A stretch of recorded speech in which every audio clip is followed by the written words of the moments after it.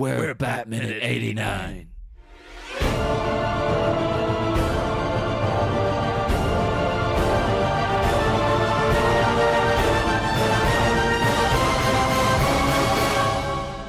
Hello and welcome once again to Bat Minute 89, the show that's here to ring your bell 3 days a week. I am one of your hosts, John Parker.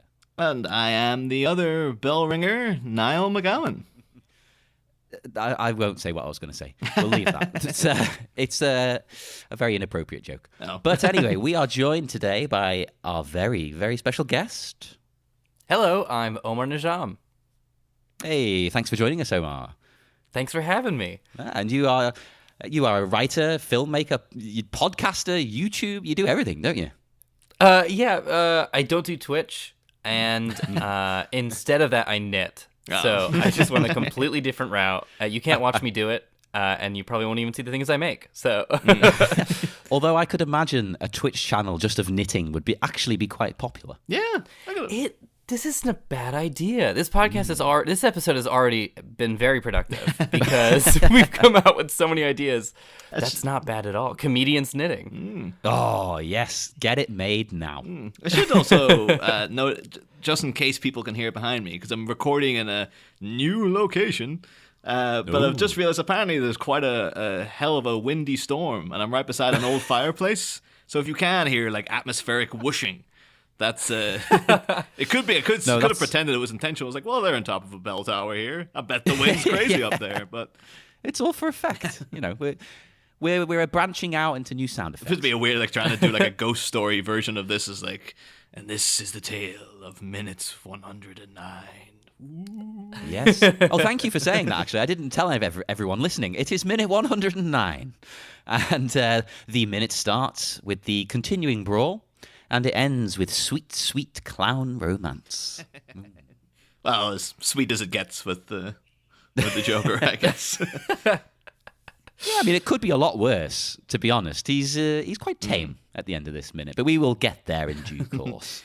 So yes, we are back in the middle of the action with Batman taking on this Goon. What was his name again, Niall? You had the name of the Goon. Oh, it was the, I believe the character name was Bell Tower Goon, which is incredibly fortuitous. That's what he is as well. It's like his parents named him Bell Tower. His last name was Goon. Here we go.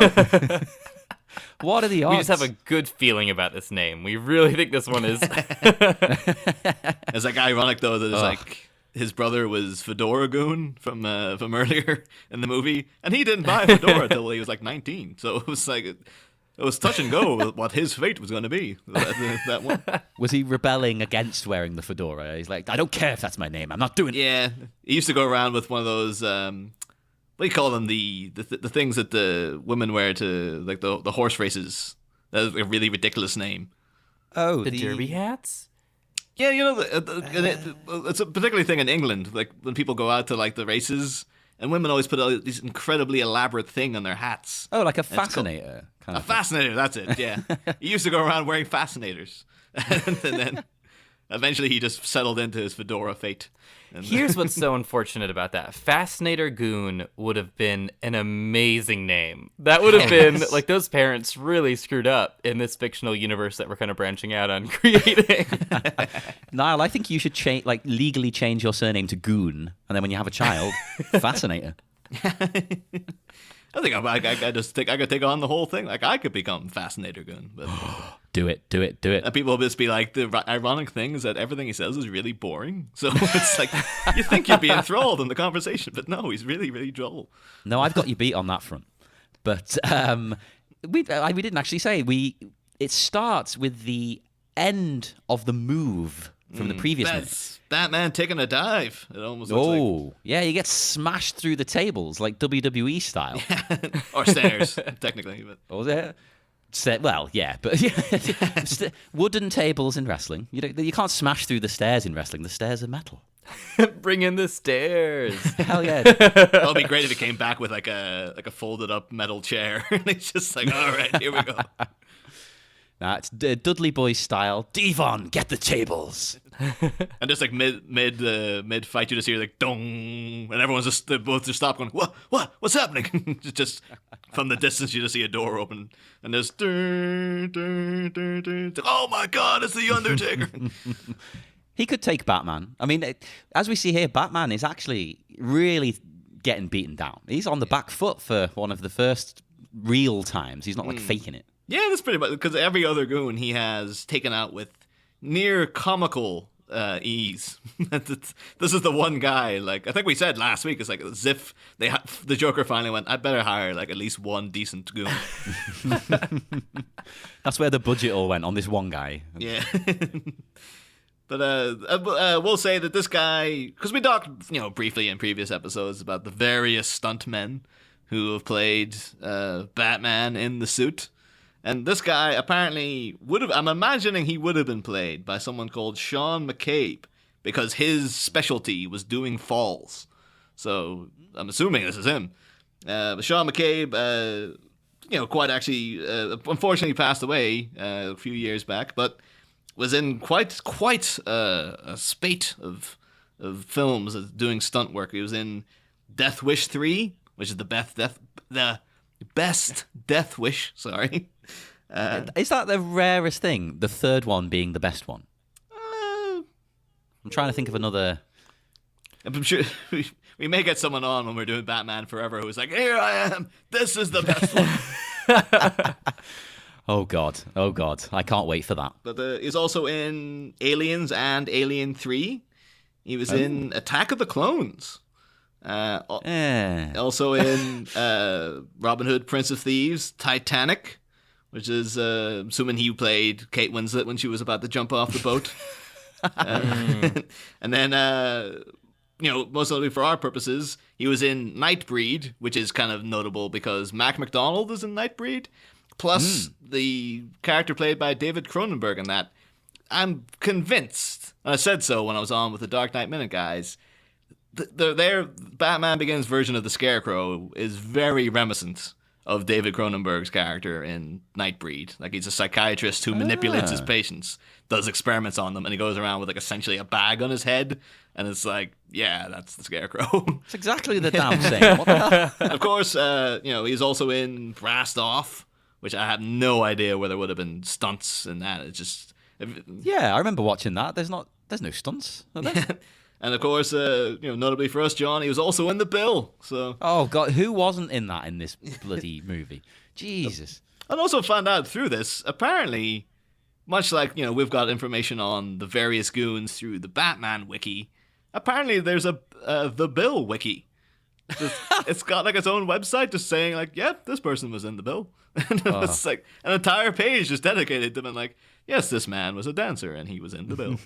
Like, see, Omar, I hope you don't know what The Bill is. I don't. I don't.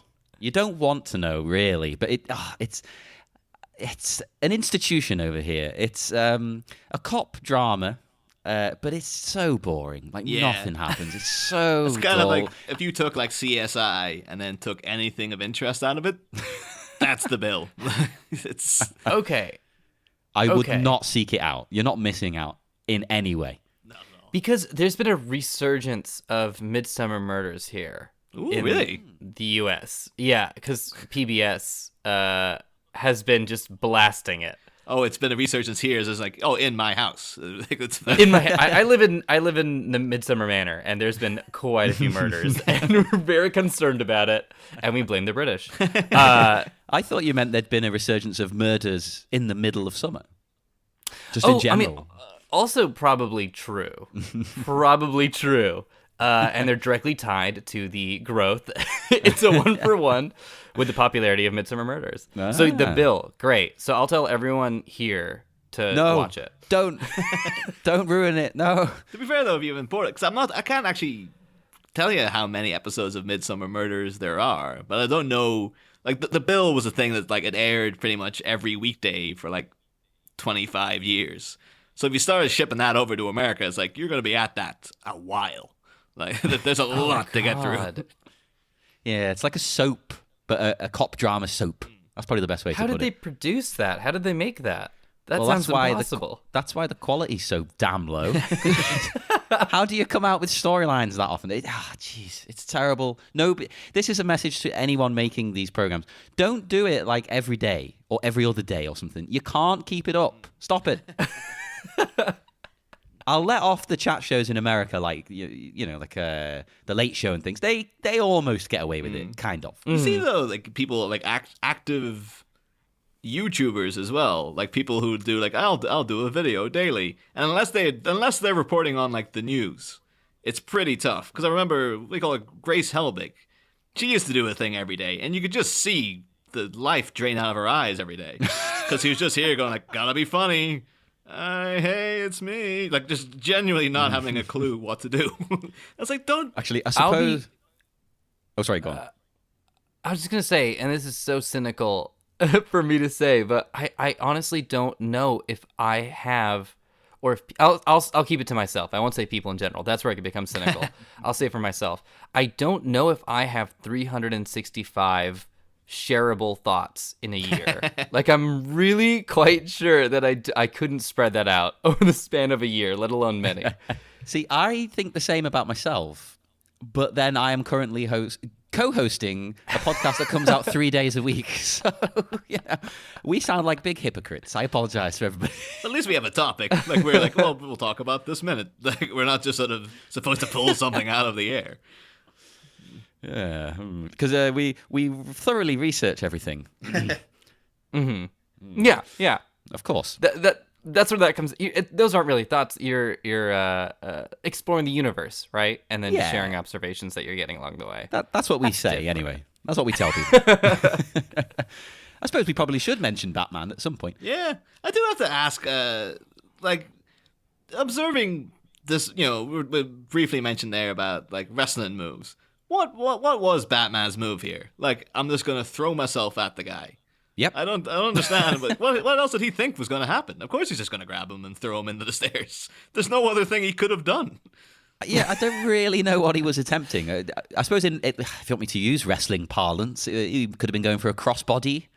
That is a move, even though it's basically just jump at someone sideways. Could have been doing the people's elbow, like way ahead of time. Could have been. Oh yes. Batman elbow. And just seeing they had a copy of the cowl that just had one eyebrow raised. And The Rock to play Batman in the next one. Because, there's rumors they're replacing Affleck. Yeah. Why hasn't Dwayne Johnson been listed? I can imagine what would happen is that it would be like every other movie with The Rock, where it would be like, the reviews would be like, this movie is terrible. But you know who's not terrible in it?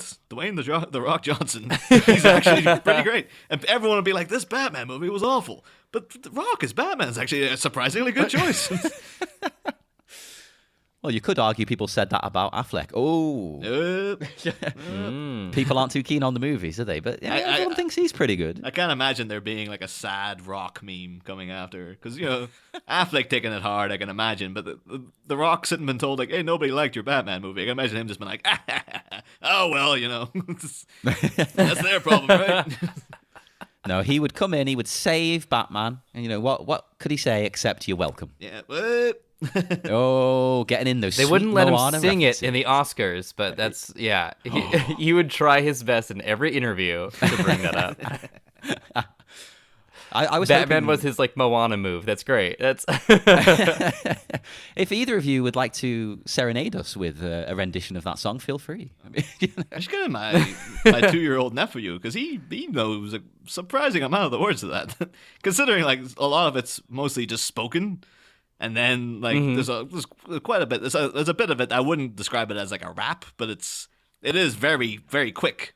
And he's like, I've seen him sitting watching the video and just been able to mouth the words along with it. So he knows it. Like, he could do it if he was here, but Get him to call in.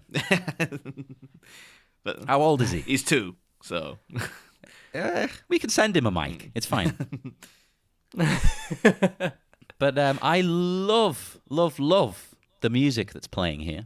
It's like this is going to sound cheesy, but I think classical music just makes any movie better, and it's a fact. And it's got like a vibe, kind of like Hannibal here. Like, it's very grand music. It's very sweeping. It kind of doesn't fit, but it it does fit. I suppose it's an overdone thing now, though, to put classical music to action scenes, especially in like arty movies, which this is not, of course. But... Well, I mean, like, strictly, you could. I'm sure somebody out there would be like, "Well, it's not a classical piece. It's Danny Elfman orchestral piece." Well, yeah, but yeah, it's his sort of interpretation of that kind. It's classic to us now, years later. So I guess you could say, "Well, that's classical in that regard." But it is great, like, throughout this as well, because I think we did mention it last week, because this would have to be, there would be no music in the scene. Because the music, it's on the soundtrack of the movie. So the Joker's back there dancing to nothing. And, the music perfectly suits the mood going on here. But, like, there's a bit later on where his head's really in time with what the music actually is. And he's really kind of going a bit crazy. I'm just wondering, like, what's he got playing in his head that's actually matching this? Wait, the Joker or Jack Nicholson? Well, Jack Nicholson, I would assume. Okay, because, I mean... It's a waltz, right? That was playing before. Is it still? So I mean, do they all have the same? I don't know anything about music. Do they all have the same kind of rhythm? Would it be almost identical? Is that what makes it a waltz? I don't really know. Because I think a waltz is a 3/4, right? That's what I was thinking. That kind of thing, yeah. But I felt like this scene wasn't 3/4. But maybe that's wrong, because I guess Batman and Goon are doing their sort of dance in a way as well. I'm gonna have to revisit this minute now. I thought that I'd studied this minute, and then instantly I'm out of it. Yeah, That's what happens. Things come up, and you're like, "Wait a minute!" It's as if you've never seen. So I mean, we did do, like, we talked about the fact, like, when they'll have temp tracks in the film, like during the Trust Parade scene, like the temp track would have been "Baby I'm a Star." So that's what the Joker was dancing to there. And then Party Man, I think it was what do you call it? That really crazy Prince title was Joy into the Rave Fantastic. I think that's what you called the song. I think that. Well, here they could just be playing like a waltz. Yeah, it could be. Or imagine they're playing something else. They're playing, like, I don't know, Girls Just Want to Have Fun or something like that. It's like it's. Like, Jack he just brought in his mixtape. He's just like, I'm just gonna play this all day. You can shoot for as long as you want. This tape's like 5 hours, This film's got Prince in it, so I'm gonna throw some other 80s hits as far as I'm concerned. I got some John Mellencamp going. We'll just see how that plays. Well, you think because Jack was tight with the Monkees. So I guess he could. This could be like Daydream Believers playing or anything. Like, it could have been playing my buddy's songs. Oh. We have to do a cut to Daydream Believer. That's perfect. That would be incredible. Do it. Yeah, I do love the.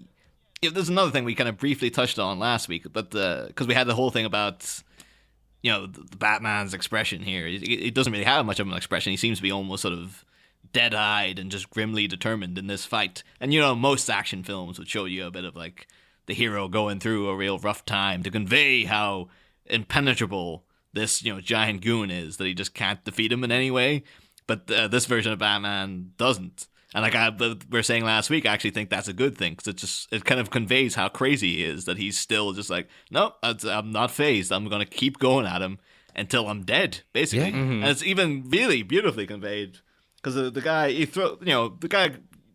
grabs Batman from behind out of the stair wreckage, then throws him, Batman rolls, and then instantly back up and straight into the fight again. There's not a minute of like, oh, I need to calm down. He's like straight back in. It is so cool. It is such a cool move where he's just like, doesn't phase, I've seen so much in my life at this point that you throwing me at the ground is the least of my worries. That is so cool. It is pretty badass, isn't it? He's just right back on him, right back into the action. He might be in a lot of pain, but he's like, doesn't matter. Don't care. Whatever. This needs to be done. I kind of miss that aspect in a lot of the recent Batman media of this sort of acrobatic. And I know that's more of a Robin thing, but I remember in the cartoon film where Batman and Superman meet, the sort of Batman v Superman before Batman v Superman, Superman goes to fight goes to do a move on Batman, and he easily, even though Cal is so fast, just like sort of like sachets out of the way almost, because he's just so acrobatic and so nimble. And I really have wanted to see that more in the live action stuff. So that move, when I was watching this minute, I was like, yeah, that's a Batman move. That's specifically a really cool Batman move. I wonder why they don't do that very often. Do you think it is literally because the suit is quite immobile half the time? In a lot of these movies, they can't really move too much. Well, unless you're the Ben Affleck version, but the thing is with that is that it looks cool, but you can really tell, oh, this is all CGI. Yeah. And like, there's maybe a bit of a guy in a suit, but the rest of this is CGI because no one could move like this, and no one could move that fast and stuff. But in the action here as well, we see, just for a brief glimpse, Joker and Vicky, they're still dancing by Sid the Gargoyle. But then right back to Batman, who takes a really vicious knee and falls, basically, again, wrestling style, off the top of the Hell in a Cell. It's down. Then he falls down the church tower there, and he's been broken in half. Oh my god! Actually, no. That's it. It's the end. He's dead. He's dead. Sorry, guys. Turns out he was made of clay the whole time. We didn't know. It was a real twist. Who'd have thunk it? Oh my god, poor Batman. He almost saved the day. Yeah. Although, like I say, even before he takes that fall, though, we got to return. We've not heard any of cuts from the old BBC sound effects vinyl that they obviously bought to soundtrack this movie ever since the old-fashioned gunshots way back in Axis Chemical. And now we got these punches landing on him that are just like stock punch sound effects. And it's really like, oh man, like, does someone just not have the time to go out and like punch a bit of meat or something just to be? It's like, no, just use that sound effects thing. No, it'll be fine. Like, we got away with it in the chemical plant. It's fine. No one will notice. No one's ever going to break it down minute by minute. It's fine.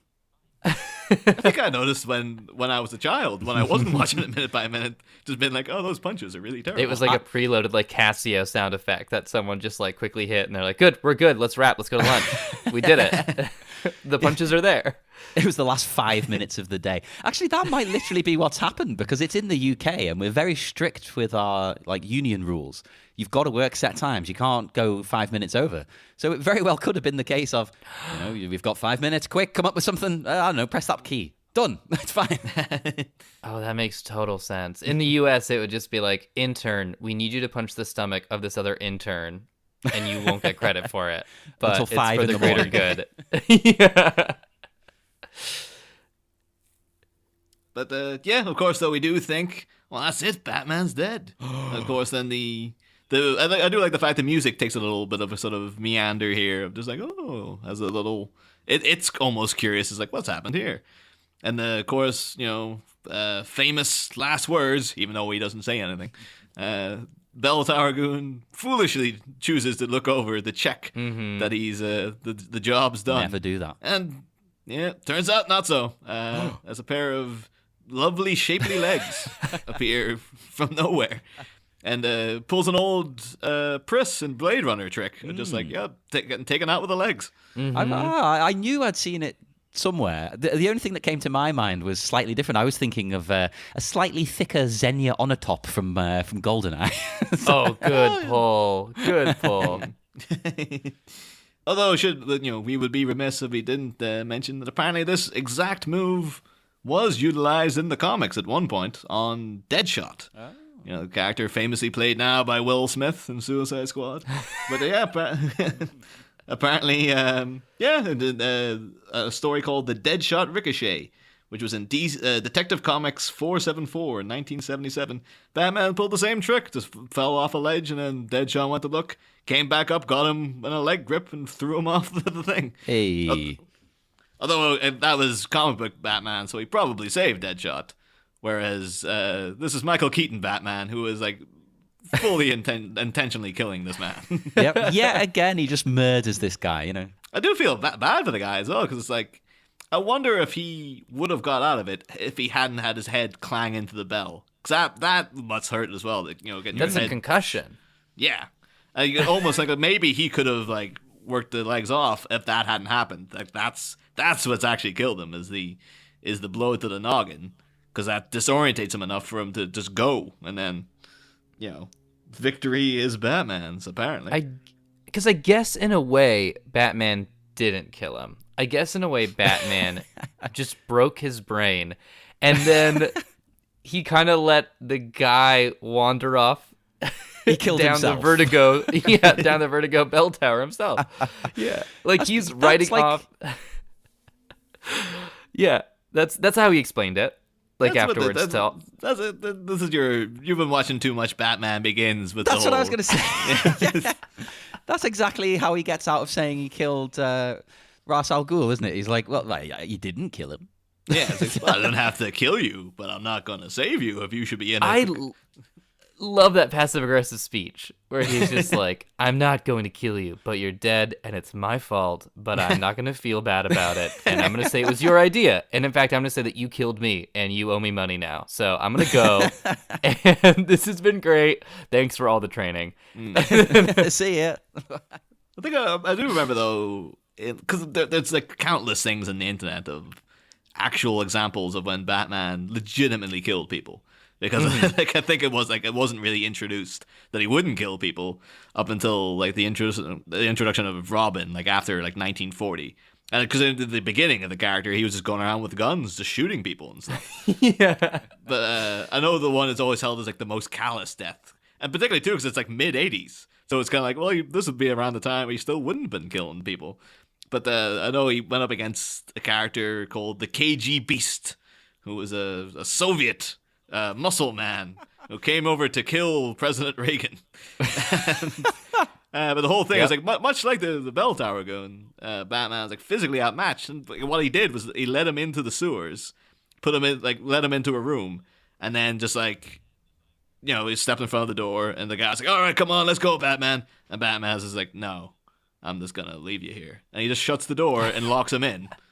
And that's him. And he just walks away. And like I know there's like infamous panels at the end of like the FBI, whoever, are just like, well, what about the KG Beast? And Batman's like, you don't have to worry about him anymore. And the guy gives Batman like 2 panels of this kind of real like, what kind of look?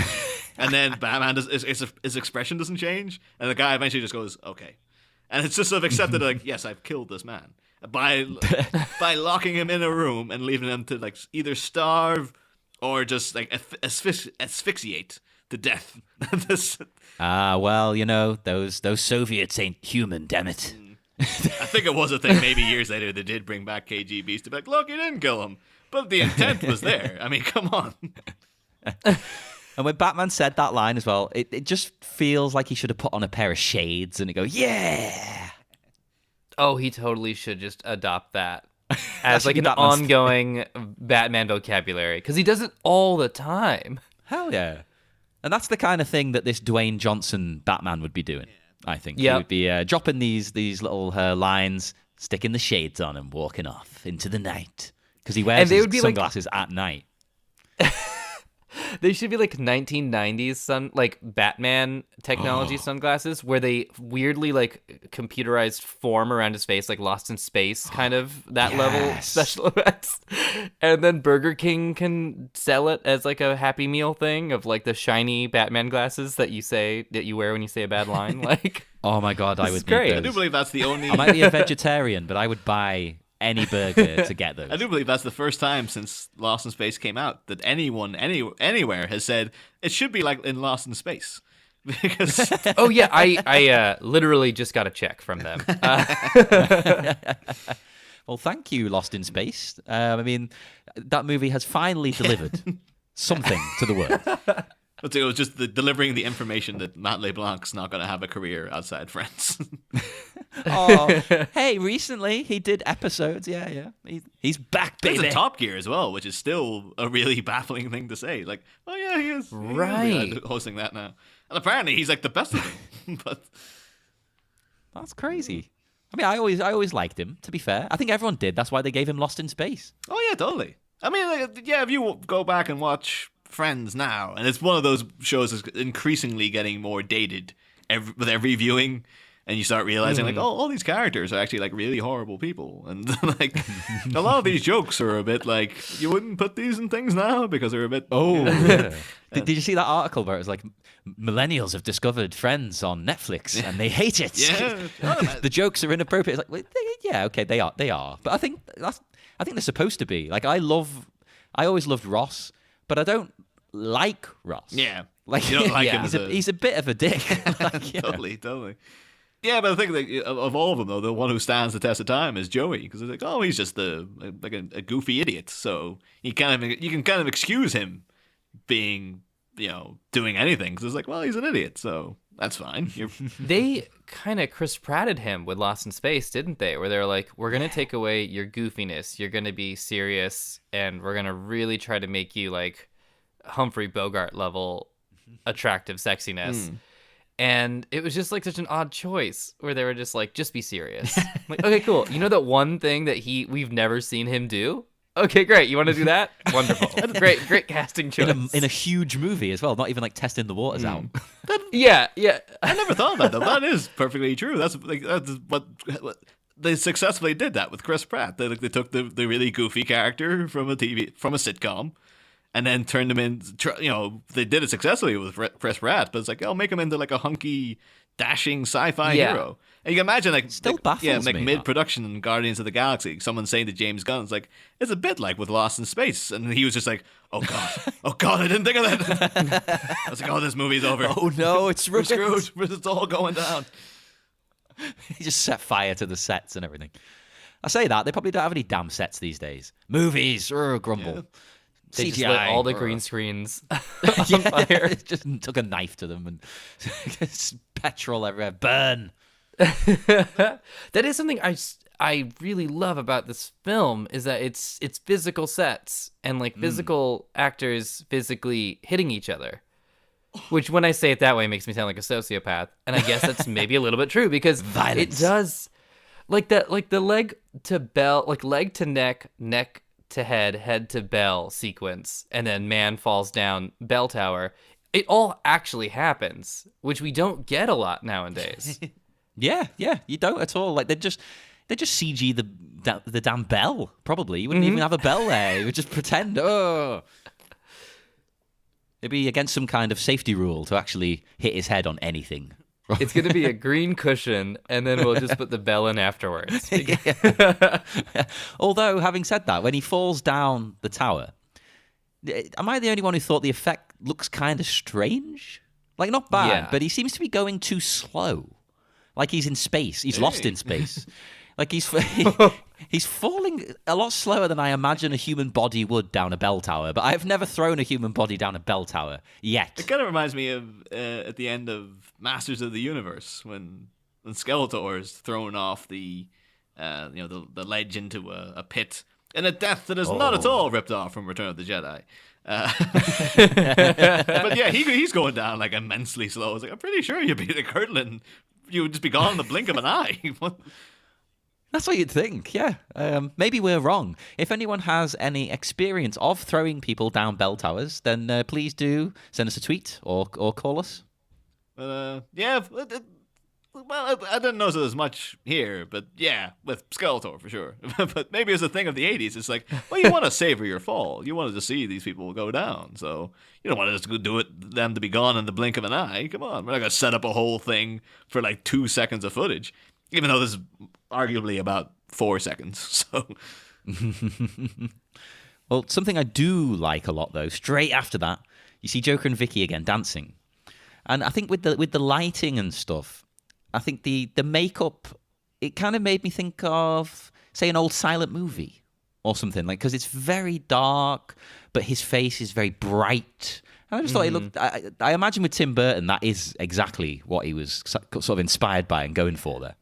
Like a Cabinet of Dr. Caligari sort of situation. Yeah, because he's definitely, been inspired by things like that throughout this film. So I think this is deliberate, and he loves like Phantom of the Opera sort of things. Yeah. Well, even just the whole bell tower set is very like German expressionistic, and you can kind of see it's carried through. Like, if you told me like this set was Edward Scissorhands' house in that movie, like when they go up when they first find him, he's in a room quite similar to this. Like, a big wide wooden floor, kind of cracked, shattered bits of wood everywhere and stuff like that. And it could have been Tim Burton because it was the movie he made directly after this.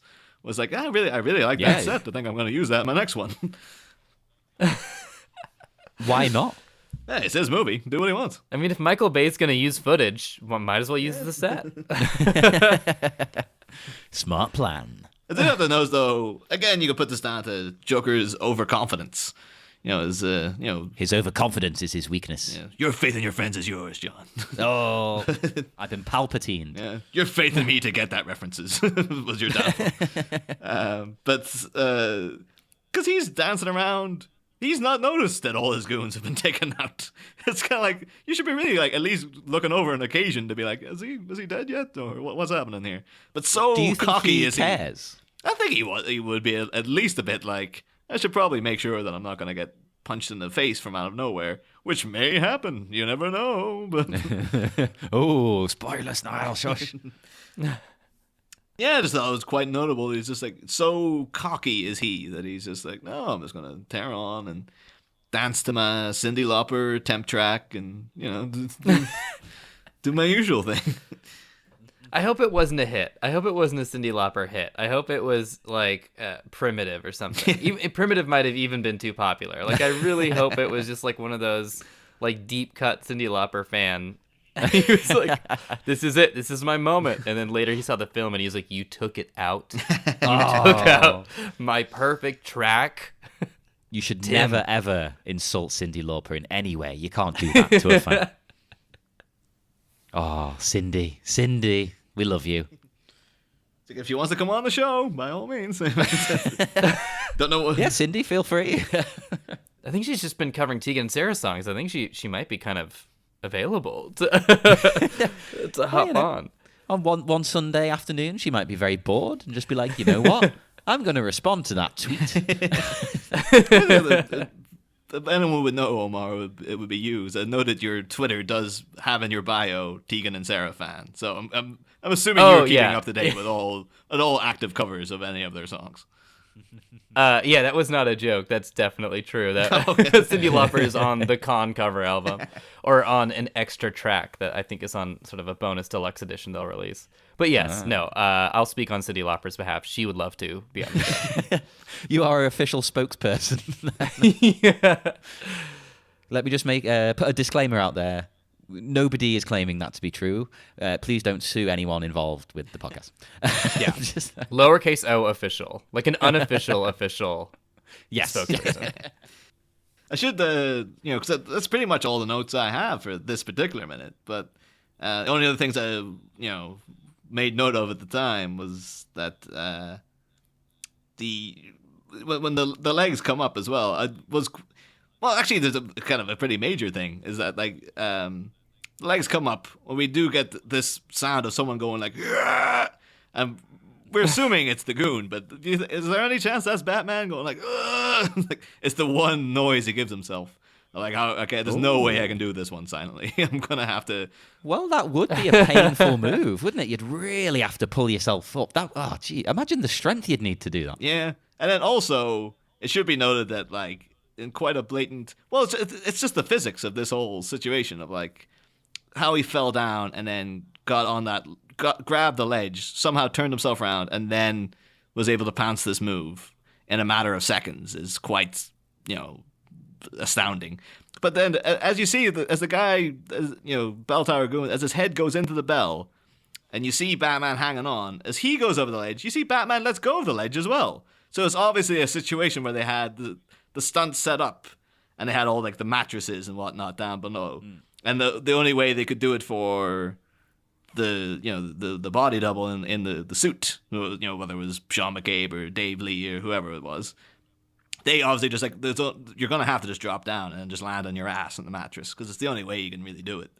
So, yeah, there's also this business of like, yeah, Batman would have fallen as well because you see him let go. So unless it's a bit of quick grapple hook action that we don't see. Yeah, that's interesting. Is there cut sequence where Batman does fall down along with the Goon, and you just hear Batman, like Michael Keaton Batman, going, "Worth it." Oh, well, someone's going to make it now. I'm telling you. Even if it's That's animated, for the I don't care. stairs. There's just like 5 more minutes of the Joker and Vicky dancing and him just walking up the stairs again. It's like, oh. Joker just checking his watch and being like, "I'm sorry, Vicky, this is never about you. This plan did not play out the way I thought it would. Thank you for the dance. I apologize for everything. I gotta go take care of 2 bodies. I gotta go sweep them up." I hadn't even thought about what the body's going to look like at the bottom of there, though, from the Goon. Oh, Well, I mean, to be fair, we see a character fall from this height, and we see his body afterwards, and he looks shockingly okay. But we'll get to that in a couple of weeks. we will get there. It's coming soon. Spoiler, everyone. If you want gore, then you're in the wrong place. But the only other note I had was just the fact that one of the lines in the opening song in the Lego Batman film, like one of the lyrics is "Who never skips leg day, Batman." And we can see from this he clearly doesn't, because he's got pretty damn strong calves, this guy. So yeah. But that's all the notes I've got for this minute. Do you guys, do you have any other notes you want to bring up on this particular 60 seconds of film? Nothing, no facts or anything, just that we neglected to say there is one final line of dialogue. It's as though we were made for each other. That's it. It might be important for what's about to happen, I suppose, technically. Yeah. But that's it. Nothing else. All done. And Omar, you got anything else you want to chuck in about this? That was just such a good ending notion. I don't want to. It's just going to ruin the entire atmosphere that you just built up with that line delivery. I was just going to say props to the Bell for being so neutral. This isn't the Bell's fight. The Bell didn't choose sides, and I kind of appreciate that a little. I respect that about the Bell. So yeah, the Bell didn't choose to have a guy slammed into it. I mean, it didn't attack him. It was just chilling. It was just hanging out. It was just there, continuing to do its job, being a bell in a bell tower where it belongs. So it probably sees this all the time, too. This is probably not unusual fare for the Bell. A daily occurrence in a bell tower. You guys need to hang out in more bell towers because the action is insane. Yeah. To be fair, this Bell's also grieving because he just lost his buddy when the Joker acid flowered the other Bell into the floor. So, or maybe it's Baby Bell. Oh. In that situation, I was like, how can the Bell remain neutral if the other Bell's been? We should be out for like a bloodthirsty quest for revenge. Let's write a comic book then. Doing all of this from the Bell's perspective, and then following like what happens after. That is amazing. This is one of about, let's say, 109 comics people are supposed to be writing for us. I don't think anyone else. We come up with at least one an episode. But anywho, I'm out if you guys are. Yeah, we will leave it at that, so you can go off and make this comic book for us, good listeners.